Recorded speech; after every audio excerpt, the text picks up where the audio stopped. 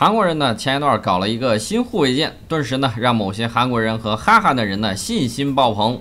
某浪某编辑呢居然不懂装懂，吸引火力，说韩国的护卫舰装备了亚洲最强舰炮，威力远超054A 舰。呵呵哒，我也是第一次看见用舰炮口径衡量现代舰船战斗力的，这不是一战大炮巨舰的时代，也真是醉了。这还没完，某边呢为了给韩国美化船舶制造能力，也是无所不用其极。理由是这么说的：由于与西方国家的技术交流与合作，韩国的进步飞快。不久前，甚至在泰国护卫舰项目上击败了中国的 F40T 出口型护卫舰方案，抢走了原属于中国的生意。这说明韩国的舰艇技术能力和设计水平绝不比中国差，未来将是中国军用舰艇出口的可怕对手。我顿时晕倒啊！所有抛开武器售价和配套服务谈论军火外贸胜负水平的行为，就是流氓行径。韩国人呢，能够在泰国这个小项目上拿到单子，最主要的原因就是便宜。咱们报价呢是28亿美元，韩国人的价格呢，据说也就一半。泰国人的主力护卫舰用的是美国的 MK41垂直发射系统和武器装备，早就用习惯了。咱们中国的方案呢，又不可能打包一整套美国武器装备安装上去，让泰国放弃之前所有的5倍系统，用咱们的垂直发射系统、防空导弹、反舰导弹、舰炮，这也是不可能的。也没有哪个国家会保持2套完整并且互不兼容的多用途垂直发射系统在部队装备的。当然了，逗逼的失踪大王除外啊！就连我们一直吐槽的印度，人家的垂发之间呢，也是衔接关系，而不是冲突关系的。而我们看韩国人的竞标方案，舰体是美国咨询设计的，动力全套美国货，武器全套美国货。泰国人呢，无非就是忍一忍韩国人坑爹的造船功底罢了。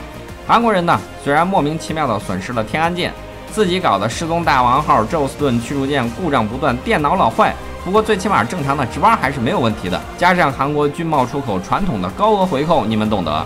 泰国海军选便宜的韩国货更能讨喜啊！而且同时竞标的还有德国方案。你不能说最后韩国人赢了合同，就说明韩国人造船能力就比德国人的好。那按照这个套路，印度航母设计竞标，意大利方案胜了美国和俄罗斯，就说明意大利人造航母水平比美国、俄罗斯高了，这不胡扯吗？虽说扯淡，但是韩国人这个船呢，一看还是挺不错的。作为一款这2年才服役的新护卫舰，桅杆没有隐身设计，舰首没有声纳，中部的小艇也没有设计遮蔽装置，的确挺怪异的啊。但是看起来还是蛮威武的嘛。前面一门127毫米舰炮，动力系统是什么混合动力系统，16个垂发单元，中部又加了16枚反舰导弹，堆了一堆，吹起来简直威力无比啊！各种花式吊打054A。不过这些媒体都忘了一点，两者的身份根本就不一样。054A 现在数量已经装备了几十艘，最后呢，就光 A 型的装备数量都会将近50艘，而且未来还有可能装备几十艘 B 型。最终数量呢，甚至有可能超过佩里级60艘的战后建造数量最多的护卫舰的这个称号。说到底呢，这就是中国海军的远洋舰队的打杂勤务兵，武器不用多，足够就好。而韩国的新船 FFX2 现在计划就8艘，建造数量比052D 都还少，这么宝贝的船，韩国人不多加点东西呢，不合理啊。另外呢，你这个船前2年才设计定型，054、04年就设计定型开工了，里面差了10多年呢，大哥。韩国毕竟也是能从美国、俄罗斯货架上采购东西的。美国呢，是因为韩国是重要小弟啊；俄罗斯是因为欠韩国太多钱，出口点武器就能抵一堆债务。这种好事谁都愿意做。网上有传言还说美国人想用核潜艇、核航母抵押欠咱们的债务呢。这些呢，先放一边，我们先不说。我认真研究了这个船，它这个水平啊，实在不咋地，坑一大堆。韩国人这么先进的技术，就搞出来这样的玩意儿。下一期呢，我们要说说它的动力。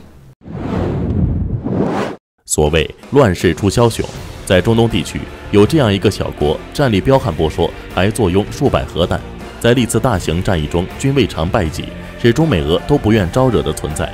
它到底是哪个国家？微信关注军迷圈，回复中东强国，告诉你答案。